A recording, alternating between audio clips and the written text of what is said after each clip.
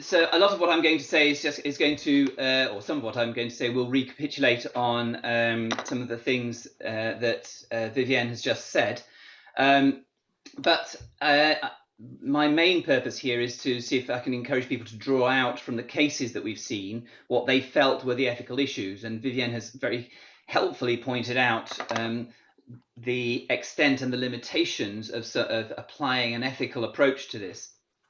But just to remind you of some of the things we've already heard this morning, the ethical basis of the IPFR process is that justice is represented both by equality, everybody having the same, being the same, but also by equity. In other words, people who are different being given different opportunities that reflect that difference and bring them up to the same level. You remember that little cartoon she showed of different people of different heights being able to see over the same wall.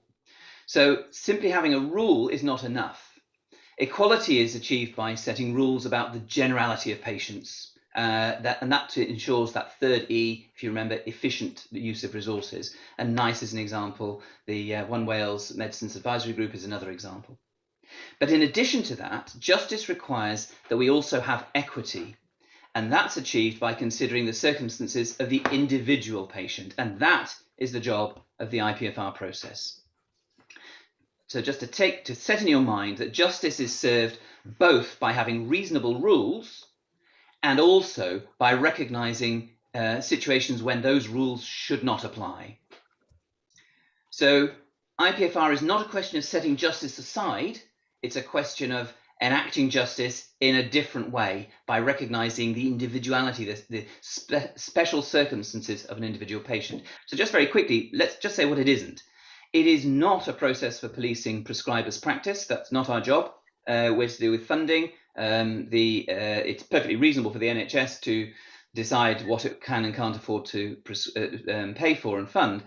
This has nothing to do with the prescribers' clinical autonomy. They can prescribe what they feel is clinically appropriate. What they can't always do is expect the NHS to fund it. It is not our job either to endorse existing rules or existing policies. In fact, in the name of justice, we might need to challenge those protocols. And I find that particularly in the All Wales. We often find that we need to say, no, hang on a sec. Actually, that protocol doesn't seem right. We've seen so many exceptions to it that there seems to be something actually wrong with the protocol. And we might need to challenge that. But what we're not there to do is simply to say, well, this is the protocol that applies to this patient. We're there to look at individuals, not generality. Nor, by the way, are we here to be a sort of nice light where we do a less than perfect evaluation of the evidence. Now, I just do need to pay tribute here to the people who provide the evidence summaries, the Health Technology Wales and the Pharmacy Department at Cardiff and the Vale, where my IPFR board is. They are absolutely fantastic. The work they do is utterly indispensable for reasons that you will now understand from what Sophie has said. We can't make this kind of rational decisions without that evidence. But we shouldn't imagine that that is an alternative to a proper NICE appraisal. So what's the difference, IPFR versus non-commissioned activity? This is a question that we're often asked. In IPFR, there is a rule against funding the intervention, and our job, as we said, is to find why the rule should not apply in this particular case.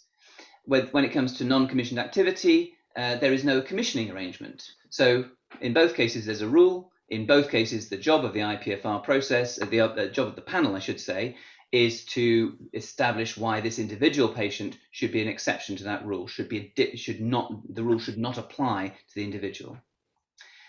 The IPFR asks one question, and it's this, and you've heard it already, and it's almost word for word what Vivienne said. Is there anything about the circumstances of this individual patient that means he or she will plausibly? It's interesting. So Vivienne here used the word probably. I think I would use the word plausibly, but the point is, can the clinician explain why he or she thinks that the circumstances of this individual patient mean that he or she will benefit more from the intervention than the generality of patients in whom the rule was articulated? Remember, rules represent equality, they establish equality, but you need to have another process alongside it in order to ensure equity by showing how the rule should be adapted or should not apply in an individual case. When it comes to NCA, non-commissioned activity, the rule is much simpler. There is no commissioning arrangement in place for this intervention. We need 3 questions really. Is the intervention effective? If it's not, then we shouldn't be commissioning it anyway. Does this individual patient need the intervention? And obviously, if it's not effective, the second question is already answered. And the third one, and the key one here, is it unavailable in the LHB? And if the answer to all those questions is yes, then we're in a situation where a patient in our LHB needs an intervention that can't be provided in this LHB. It's reasonable to say that somebody else should provide it, and that's what the NCA is for. So as I see it, that is those are the ethical bases and the rules that flow from those ethical bases.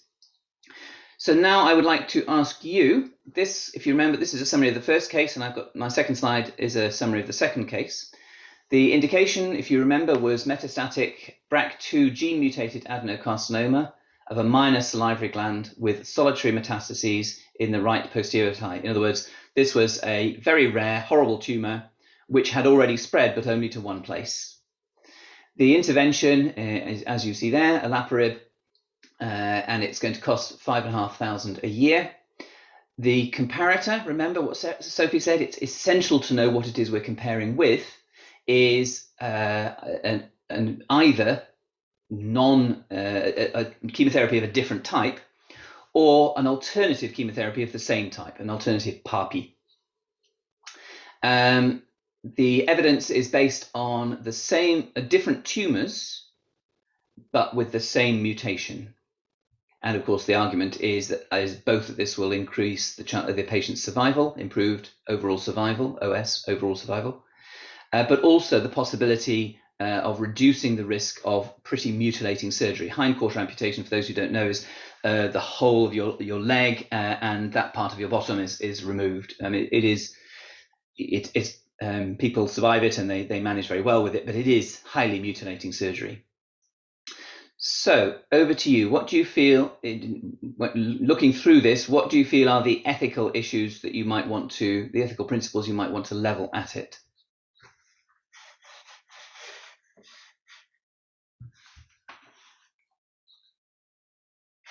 This is not a rhetorical question.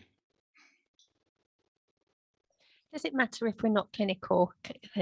Absolutely, it does not matter. Okay. Thank you for asking. What would you like to suggest? Well, nothing at the moment. I'll have another read. Well, it's worth as a framework for thinking. Let's think about those 4 principles that Vivienne mentioned. The first one actually is respect for autonomy, and that means that we involve patients in the decision making, and where it's appropriate to do so, which is most of the time, we actually theirs is a decision. Now, autonomy is somewhat overplayed, generally speaking, but I think all of us would feel that if we don't want a treatment, then whether or not other people think the treatment is a good thing for us to have is irrelevant. If we don't want it, we don't want it, and we should be allowed to refuse it. And that's the key of respect for autonomy.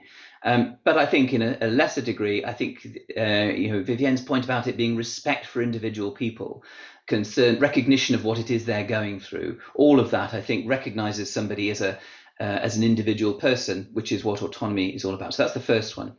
The second one is doing good things for patients. The third one is avoiding doing bad things to patients. Those aren't quite the same, but they're easy to think of together. And the third one is the principle we've talked about here, which is justice. And in the context of healthcare, justice is usually fairness. So with those principles in mind, any of those ring any bells here? I suppose the first thing would be quality of life for the patient after the surgery. What would their quality of life be? Has that been explained to them? Do they understand the sort of severity of what the treatment's going to do to them and their recovery process first and foremost? So that sounds as though you're wondering whether actually this patient has considered having no treatment at all as an alternative. Yeah. So that's very interesting, and I think ethically is very important.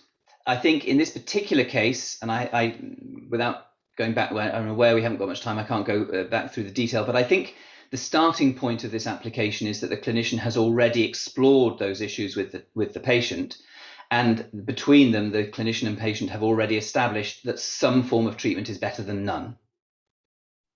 Okay.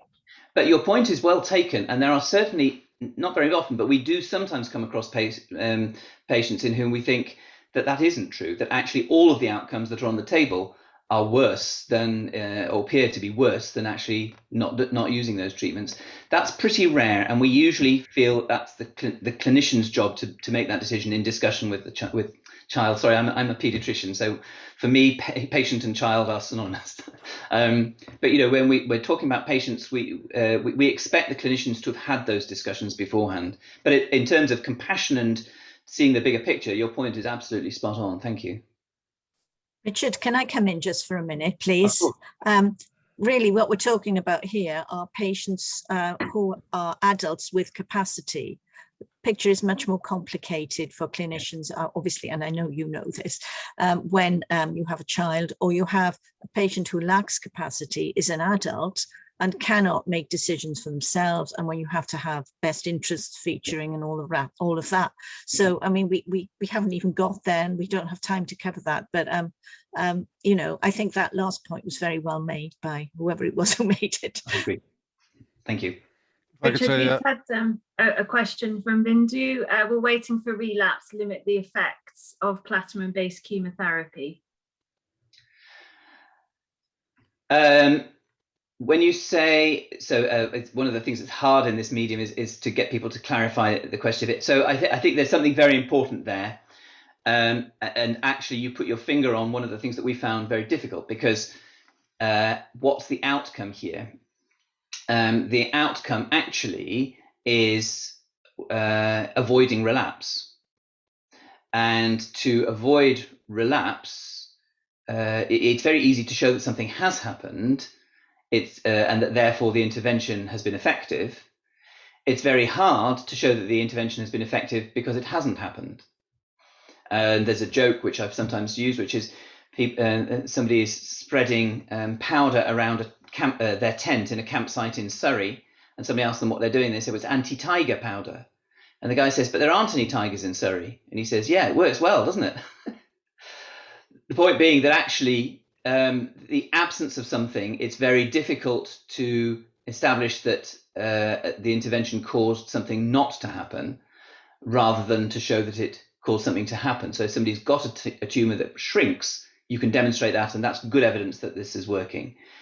The evidence is very much harder to show that it hasn't come back because of what you did. So that was a very important a very important thing to say.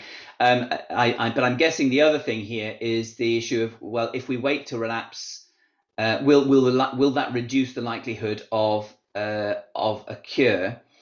And I don't think that's clear, because this is a very rare condition. That's why I emphasised the rareness of it. But an assumption has to be that if something relapses, you're going to be worse off than if it didn't relapse and you could keep it away in the first place. And that seems a plausible, a probable way of thinking. Certainly it's how we thought in our panel. We felt that even without proof, it was reasonable to assume that not relapsing was better than relapsing. Thank you, Richard. Thank you. So what do we think then about the difference between the cost of the two? So the alternative PARPI refers to a drug which works in the same way and in the same mutation, therefore through the same mutation, we assume, but is substantially cheaper, or a little bit cheaper. What do we think? For me, it doesn't sit too well, because you're waiting until a relapse, and as a sort of general public, non-clinical person, if somebody were to say to me, well, if you relapse, then we'll treat, that doesn't really sit too well comfortably. You know, I'm not too comfortable with that statement. Yeah, and we felt exactly the same. But the alternative that's being suggested here, olaparib or the alternative PARPI, they would both be given as a means of trying to prevent relapse. So that would apply to both of those equally. So you would have expected the clinician to have put in reasons why they are asking for the more expensive drug? Yep. If they've chosen that, there would have been a clinical reason for it, either Yep. in terms of tolerability, side effect profile, something of that sort. You would expect that, and the clinician did so. So this is what the answer was: the olaparib has less toxicity. So the evidence is that that olaparib has less toxicity. I'm reading this from my notes at the time, yes, the experience. Yeah, and there is more data supporting olaparib in the use of this mutation in tumors with this mutation. Now, interestingly, the tumors weren't all this particular tumor, but they did all have in common this same mutation. So so would you be persuaded by that? So there are two pieces of evidence here that the referrer gives. One is olaparib is generally less toxic than alternative PARPs, and the other is that olaparib, the evidence suggests that olaparib is more reliable in the presence of this particular gene mutation, though not in this particular tumor with this gene mutation. The next point I would like to look into is, with regards to the toxicity of the alternative. If you land up with a toxicity that requires hospitalization, then it's going to affect the offset costs. So that might have a bearing on the decision. Yep. Thank you very much. And actually, the difference between the two PARPs isn't very great, is it really? I mean, 5,500 on one hand and 3,500 on the other. It's not that, it wouldn't take many days in hospital to counter that, would it?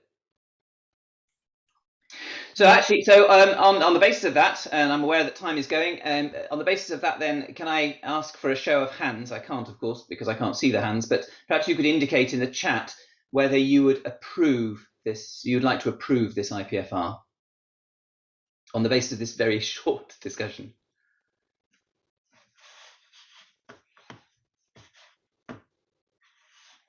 Now, the person who's We'll moderating... be closing the room in about 2 minutes. Okay. Okay. Thanks. So whoever's moderating, can they look at the chat and tell me what people think? I think pretty much, Richard, everybody's saying approve. I'm delighted, because that's what we did, and it was very much along the lines that you suggested. So we're going to have less time, obviously, for the SABR. The indication here was, again, metastatic cancer. The alternative, so SABR is a form of radiation. The alternative was 6 months of radiotherapy, of chemotherapy. And the reason it wasn't in policy was that if this had presented in this way, so if this was the first time that the patient had presented to medical attention, that would have been within policy. But this patient had already had some treatment, and that was the reason that the application needed to be made. So the reason that it wasn't already covered by protocol was because this wasn't a first presentation. This was somebody who'd already had some treatment. And the most important part of this slide is the last bit. The rationale is that the remainder of the disease was stable. The feeling was that it wasn't going to work, treatment wasn't likely to work, chemotherapy wasn't going to work because the first treatment hadn't worked, and also that they wanted to avoid chemotherapy during the pandemic because of its effect on the immune system. Any thoughts?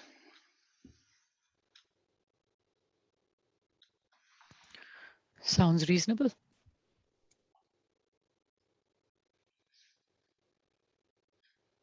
Okay.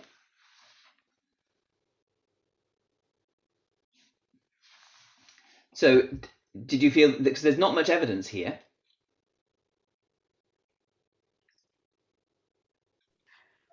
The situational aspect does become important in a pandemic, given the need for hospitalizations with chemotherapy-related toxic effects. And especially if you think it's not going to respond to chemotherapy, then you're delivering a treatment without much evidence of benefit, but with higher risk of toxicity. So we were, because of the time, I will just cut straight to the chase, as it were.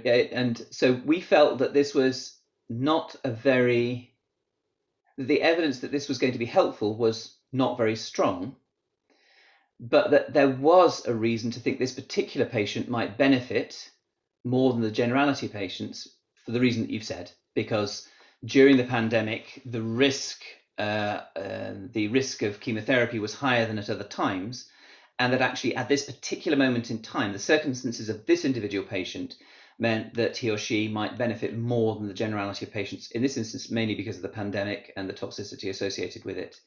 We weren't hugely convinced by the evidence that it was going to work, but we felt the evidence that it wouldn't, combined with the evidence, the persuasive evidence that it would be less risky in this particular patient, meant that it would be very difficult for us to justify going against what the clinician felt was the right thing to do for the patient. So we felt that it was very important that we endorsed, or rather did not contradict what the clinician did, because it was a reasonable thing to do, and the case for there being the circumstances of this patient, meaning he or she would benefit more than the generality of patients with the same stage and disease, was reasonable.